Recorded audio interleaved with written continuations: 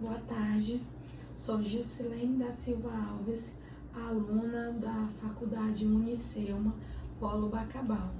Estou cursando o curso de Ciências Contábeis e estou no 8º período e vou aqui apresentar o meu artigo científico, que teve como base uma pesquisa por meio de livro e artigo e autores da área de Direito e Contabilidade e especialista na temática abordada. O meu tema é a importância da prestação de conta em campanha eleitoral e o profissional contábil.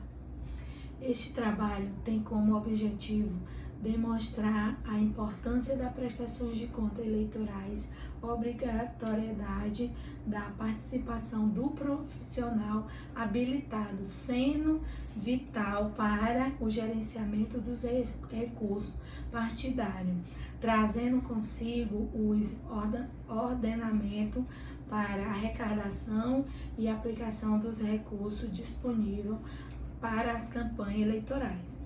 A pesquisa foi focada no processo eleitoral e no papel do profissional contábil dentro desse processo, como auxiliador dos candidatos para que os mesmos possam sair do processo cumprindo com todas as suas etapas. Dentro dos padrões de probidade e honestidade exigidos, a temática em questão chama bastante atenção, principalmente porque em época de campanha gasta-se bastante, havendo a necessidade de um profissional capaz de trabalhar junto com o candidato e partido nas prestações de conta. Principalmente em decorrência dos ingressos de recurso e de pedidos que devem ser acompanhados pela Justiça Eleitoral. Entende que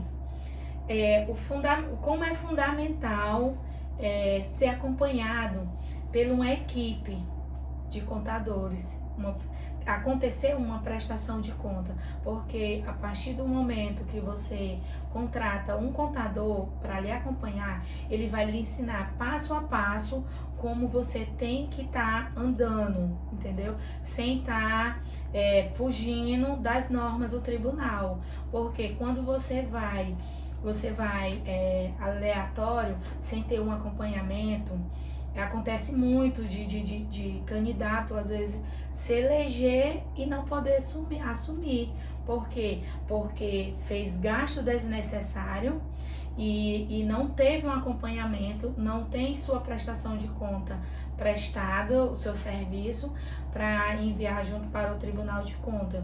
E isso é muito importante, você do início, você já ter o seu contador para estar lhe acompanhando passo a passo. Conforme a teoria de Maligné, o direito eleitoral é o ramo do direito que permite conferir conteúdos concretos ao princípio da soberania popular. A observância dos preceitos eleitorais confere a legitimidade à eleição. Passando da teoria para a prática do processo eleitoral, o candidato, primeiramente, deverá contratar o profissional contábil para a realização dos trâmites conforme o tribunal pede. O profissional contábil iniciará pelo registro da candidatura, de acordo com a Resolução 23.609/2019. A finalidade do registro da candidatura consiste em obter o CNPJ, abertura de contas bancárias, que servirá para receber doações, tanto do partido como de terceiros. E o registro servirá para emissão de recibos eleitorais junto ao sistema SPCE do TSE. para a realização de registro da candidatura. Deverá ser obedecido o prazo legal estimulado pela emenda constitucional sobre o número 107/2020, já atualizado para as eleições desse ano. O registro que era até o dia 15/8 passou para 26/9 e as eleições passou para o dia 15 de novembro, primeiro turno, e para os candidatos que foram para o segundo turno, passou para o dia 29/11. Essas mudanças aconteceram por conta a situação em que o país vive hoje. Então, teve várias mudanças devido essa situação que o país está passando. Então, o cenário político foi mudado esse ano, por conta de tudo isso que estamos vivenciando. Quanto à legislação aplicada, é a Lei de 9.504/97, Lei das Eleições, e a resolução do TSE 23.607/2019, que trata da arrecadação dos gastos e a forma correta de fazer prestação de conta. Então, essa lei aqui é a lei que trata a forma como vamos se trabalhar na prestação de conta. As principais fontes de arrecadação são recursos próprios.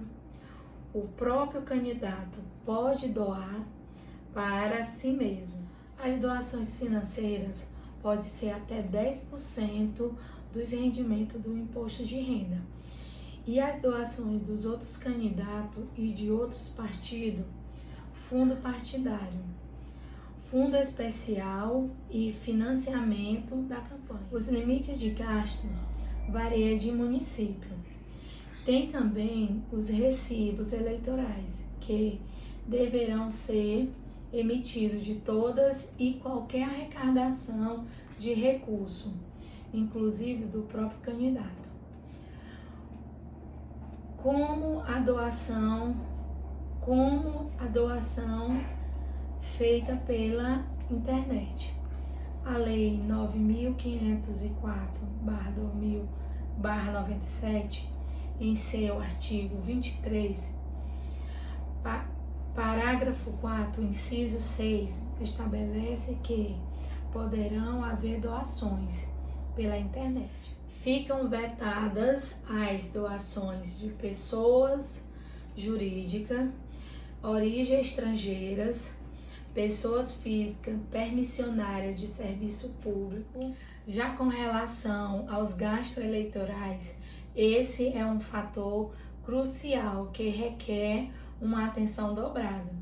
Por isso, tem que estar sempre em contato com o profissional contábil para estabelecer o que é permitido ser gasto na campanha.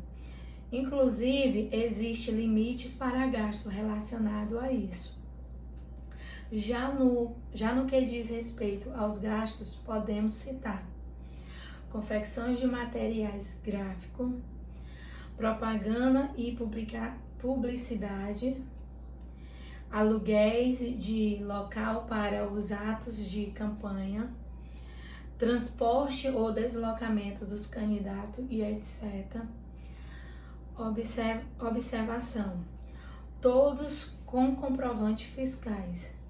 E para concluir a prestação de conta dentro do SPCE, Sistema de Forma Eletrônica, nele também existe prazos a serem cumpridos.